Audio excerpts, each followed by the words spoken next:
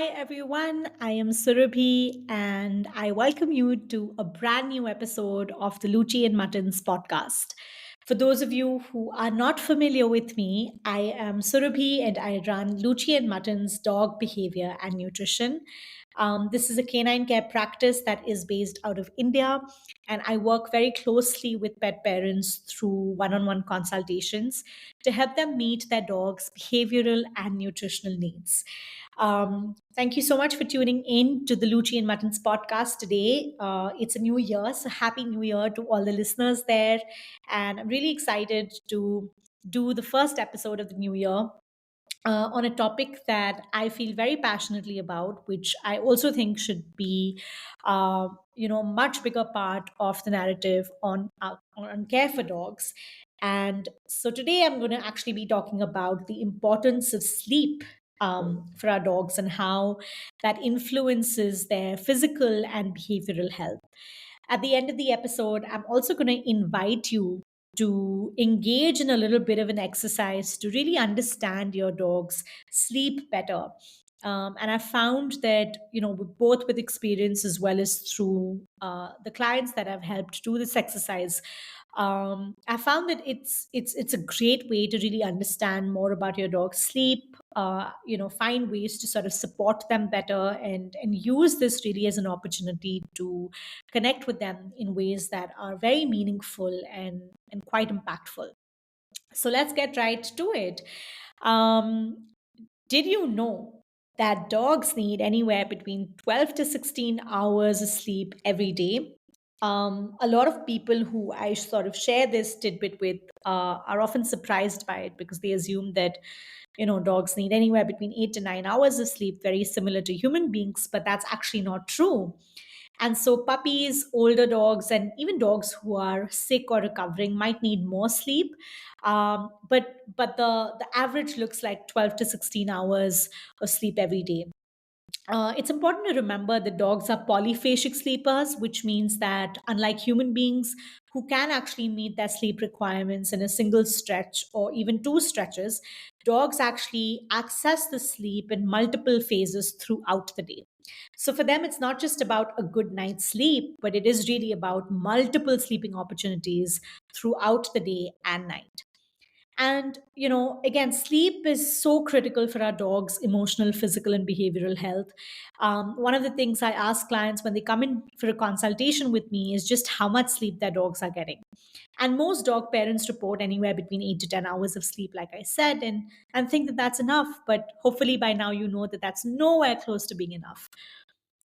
Sleeping not sleeping enough actually can create havoc on your dog's immune system. And so in fact, just like for human beings, insufficient sleep can be a key lifestyle factor in determining cognitive disorders for dogs. Inadequate sleep or even moderate reductions for a consistent period of time can greatly disrupt blood sugar levels. Too little sleep also increases concentration of a hormone that makes dogs feel hungry while suppressing a complementary hormone that otherwise indicates food satisfaction. And so this is something that I've actually seen firsthand with Luchi. On days when she's unable to access sleep in the way that her body needs, she is likely to be more restless, but she's also likely to be much more hungrier. And I've found that the solution in those days isn't really to keep supplying her with food, but it is to enable her to access that sleep that her body requires. And so, which is also why I don't randomly increase food intake for dogs when clients express that their dogs are suddenly hungrier. The root cause actually isn't in the quantity of food, but it is in the quality and quantity of sleep, amongst other factors. Now, inside the brain specifically, sleep also enriches and supports a multitude of functions like learning, memorizing, and making logical decisions and choices. It also helps recalibrate emotional circuits, allowing our dogs and actually even us, right, to approach the next day well regulated with a sense of calmness and composure. Now, dreaming too is such an important part of the sleep cycle. It has a way to reduce the severity of painful memories and, well, in the context of human beings, also facilitate creativity. Now, of course, sleep is critical to immune health as well. It fights malignancy, prevents infections, and can really keep sickness at bay. It also balances insulin and circulation of glucose, helps control body weight, and sufficient quality and quantity of sleep ensures a healthy microbiome in the gut. And this is important because we know that 70 to 80% of the immunity is produced from the gut. So, safe to say, sleep impacts pretty much all biological functions, which in turn shape our dog's behaviors and emotions. Because remember, our dogs are biopsychosocial beings, which means that their physical environment, their social environment, their psychological environment shapes the way they show up. And so, the reason why I am talking so much about the benefits and impact of sleep is because sleep deprivation is a real stressor. And so many of our pet dogs experience this quite regularly. Robert Sapolsky, in his book on why zebras don't get ulcers, describes this extremely well. So, what really happens is that in slow wave sleep, the sympathetic nervous system or the fight or flight system shuts down, and the parasympathetic or the rest and digest mode gets activated.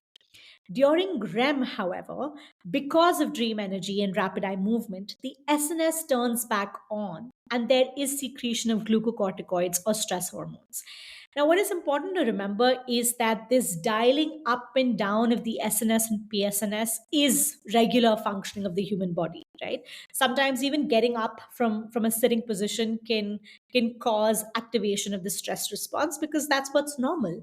The problem, however, arises when we see that the stress response has been turned on repeatedly over prolonged periods of time. So, good sleep is mostly slow wave sleep, which is when stress response is actually turned off.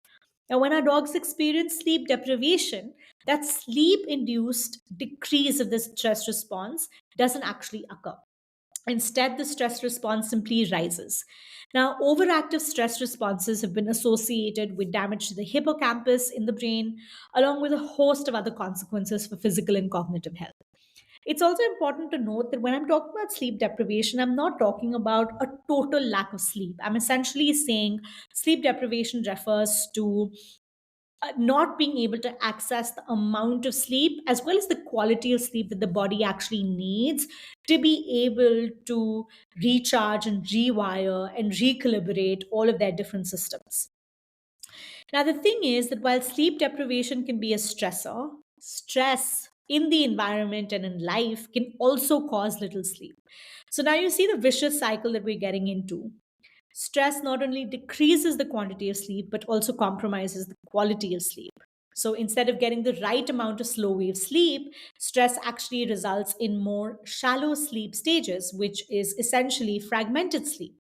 Now, studies have also shown that when glucocorticoids increase during sleep specifically, it impairs memory consolidation that would normally take place during slow wave sleep. And so it's not actually just memory consolidation that gets impacted. It is other key processes like learning, problem solving, logical thinking.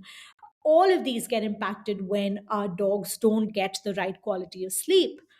What's also important to remember is that, very similar to how human beings experience sleep deprivation or poor quality of sleep, dogs also experience those ripple effects. So, when we think of the human context, if we don't sleep well, and it's not even about not sleeping well for a period of time, it's not sleeping well for just one single night, we're likely to wake up feeling lethargic, tired, irritable, moody. All of that is likely to interfere in the way that we're able to make decisions, in the way that we communicate with individuals around us, in the way that we're able to establish and seek connection with people around us. Not getting the right amount of sleep, but having to go through the motions of the day, especially when the motions of the day are extremely demanding, can be stressful, can be exhausting. That exhaustion can, result in discomfort and pain in different parts of the body. It can create havoc in our appetite. It can influence what we eat, how we eat, which can also, by the way, make us feel differently, not very good about our bodies, and we get into this really nasty dominoes effect, right? All because we've not been able to access sleep. And I think it's important for us to remember that that dominoes effect exists even for our dogs, because ultimately our dogs are living beings with exactly the same body systems and exactly the same functions that those body systems serve. And so, what we experience when we don't get a good night's sleep is what they experience consistently, because for a lot of our pet dogs, they aren't able to access the quantity of sleep and the quality of sleep that they actually require. So it sounds really simple, but it is 100% true. Dogs who get sufficient quality and quantity of sleep are less likely to obviously have quote unquote problem behaviors. Now, I want to call this out, right? To saying that it's not to say that if we address sleep, our dog's problem behaviors are suddenly going to go away, because there could be a host of other environment, health, and lifestyle factors contributing to stress in their lives. But access to quality and quantity of sleep can really help drain or empty your dog's cup. And so, what I have observed with consultations is that one, we often overestimate how much our dogs sleep, and two, we definitely overestimate the quality of their sleep, which is actually why I recommend doing a sleep study to track our dog's sleep. Now, they through it to see what data pops up. She sort of decided to do it with a lot of uncertainty, not feeling very sure. But then she did do the sleep study for about 2, 3 days, and she came back with, data for us to sort of look over. And she was so surprised by what she found, because what she realized while doing the sleep study was that her dog was actually not sleeping as well as she thought they were. And that became such an incredible conversation, because then we started talking so much more about what can we do to facilitate better quality and quantity of sleep for your dog.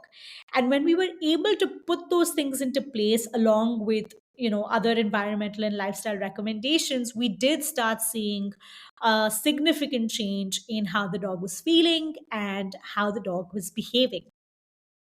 So, the sleep study is a really simple tracking mechanism. You can do it over a day or a few days. Remember, the number of days, the more number of days you do, the more data that you'll have.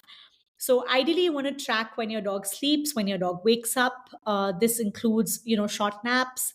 Also, you want to know why your dog woke up or what caused your dog to wake up, because this is really where, support and interventions can come into place. And so that's essentially what you do through the day. You can keep a sleep diary for your dog, you can log the notes in on your phone, you can open up a spreadsheet and add details, track it in whatever way feels comfortable for you. In almost every case, honestly, the data has been surprising, and like I said, has triggered the important conversation: how can I help my dog sleep better so that they feel better? Because remember, when you feel better, you're just so much more open to communication, you're so much more open to listening, you're so much more open to communicating what you need, you're so much more in tune with what you need. You're so much more open to fostering connection. And to me, like, that is so so so critical, right? At the end of the day, we all want to feel connected to our dogs and with our dogs, and one of the simplest ways to be able to achieve that is to help them access the sleep that their bodies really need. And so, a great way to sort of kickstart that conversation in your journey, in your relationship with your dog, is by doing a simple sleep study. All right, that's it for today, folks. If you have any questions or want to share insights on your sleep study, leave a comment below and let me know what you learned about your dog's sleeping habits. I will see you next week with a brand new episode on hopefully another topic that adds value and meaning to your life and your relationship with your dogs. But till then, lots of love from Lucci, I, and Mutton from above.